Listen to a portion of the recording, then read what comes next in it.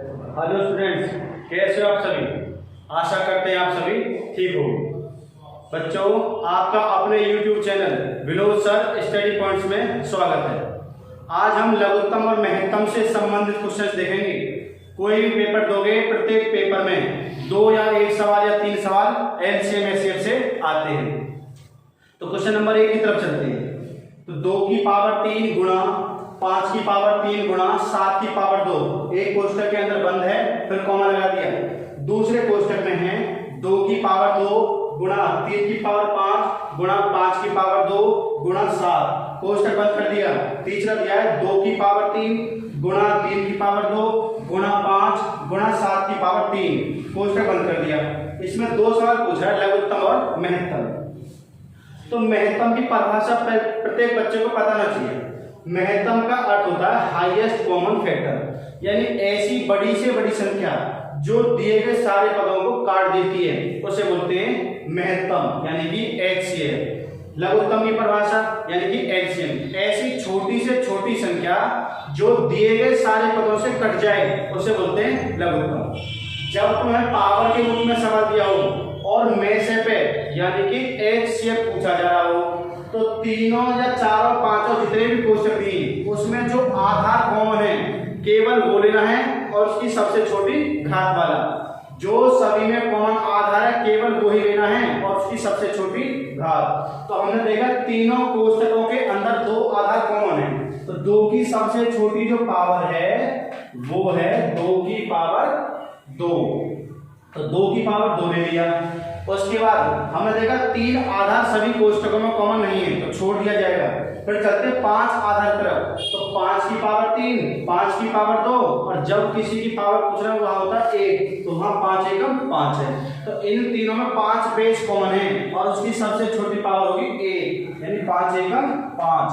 फिर चलते हैं 7 बेस की तरफ। 7 बेस पहले कोष्टक में भी है, 7 आधार दूसरे कोष्टक में भी है, और 7 आधार तीसरे कोष्टक में भी है। तो इन तीनों में जो आधार कॉमन है 7, उसकी सबसे छोटी घात है 1, 7 एकम 7। तो यही इसका में से है, यानी कि एचसीएफ। अब चलते हैं एलसीएम की तरफ। अगर पावर के रूप में सवाल दिया हो और एलसीएम निकालना हो, तो इसमें सारे बेस लेते हैं और सबसे बड़ी बड़ी घात वाले, यानी इसमें कोई भी बेस छोड़ते नहीं है, सारे बेस लेने हैं बड़ी बड़ी घात वाले। तो 2 सभी में आधार कॉमन है, तो जो कॉमन है उसकी सबसे बड़ी घात, जो कॉमन नहीं है उसकी भी सबसे बड़ी घात की लेनी है। तो 2 की सबसे बड़ी पावर है इसमें 3, फिर 5 की सबसे बड़ी घात है इसमें 3, उसके बाद 7 की सबसे बड़ी घात है इसमें 3, और 3 बेस की सबसे बड़ी घात है इसमें 5। तो इस सवाल का जो लघुत्तम आएगा वो आएगा 2 की पावर 3 गुणा 5 की पावर 3 गुणा 7 की घात 3 गुणा 3 की पावर 5। तो इस सवाल का आंसर ये होगा लघुत्तम का।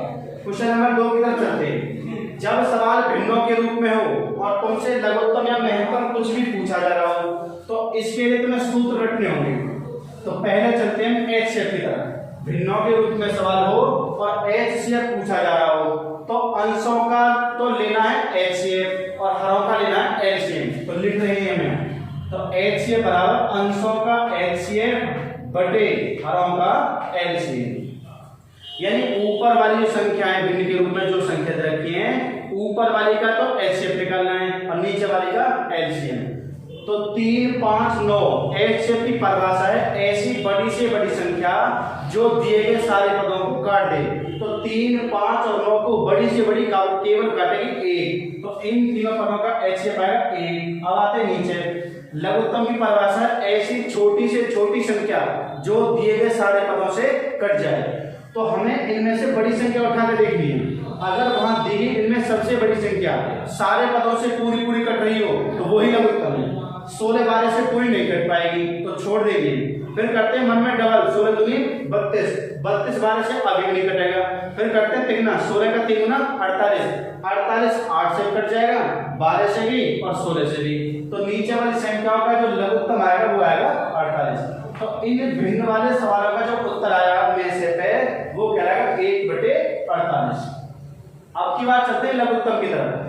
जब भिन्नों के लघुत्तम निकाल तो अंशों का लघुत्तम बटे हरों का महत्तम। इन जो भी तुम मान निकालोगे वो ही तो ऊपर लेना है और दूसरा वाला नीचे लेना है, क्योंकि चैप्टर का नाम है लघुत्तम और महत्तम। इसी प्रकार से महत्तम निकाले हैं, अंश का महत्तम, हरों का लघुत्तम यानी एलसीएम। तो अब केवल एलसीएम पा रही है 3, 5, 9 का लघुत्तम निकालेंगे तो 9 यहाँ सबसे बड़ी संख्या है, नहीं कट पाई तो फिर करते हैं डबल, 9 दूनी 18। यहाँ संख्या 5 आ रही है, 5 से कोई संख्या तभी कट सकती है जब अंतिम या तो 0 बन जाए या 5 बन जाए। तो जो बड़ी वाली संख्या है ना उसका या तो 5 गुना करो या 10 गुना किया जाएगा या 15 गुना, दुगुना तिगुना 4 गुना करने में समय व्यर्थ जा रहा है। तो 9 का सीधा 5 गुना करके देखते हैं, 9 का 5 गुना 45 और 45 तीनों से कट गया। तो ऐसी सबसे छोटी संख्या जो इन तीनों से कटेगी वो है 45। अब आना हरों का महत्तम। इन तीनों को बड़ी से बड़ी संख्या काट सकती है केवल 4 8 को काट देगी, 4 12 को भी, 4 16 को भी, 4 से बड़ी कोई संख्या तीनों को नहीं काट देगी। तो इसका उत्तर आएगा 45/4, यानी भिन्न वाला सवाल जो दिया है सवाल नंबर 2, इसका उत्तर आएगा 45/4। क्वेश्चन नंबर 3 की तरफ चलते हैं।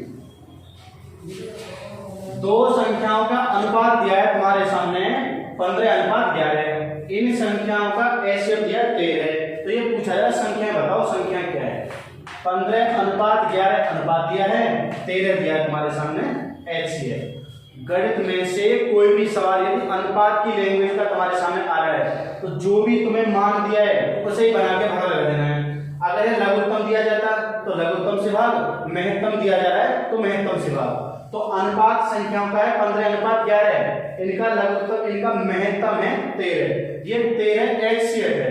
तो अनुपात वाली जो संख्या रखी है इनका एचसीएफ निकाल के भाग लगाया जाएगा।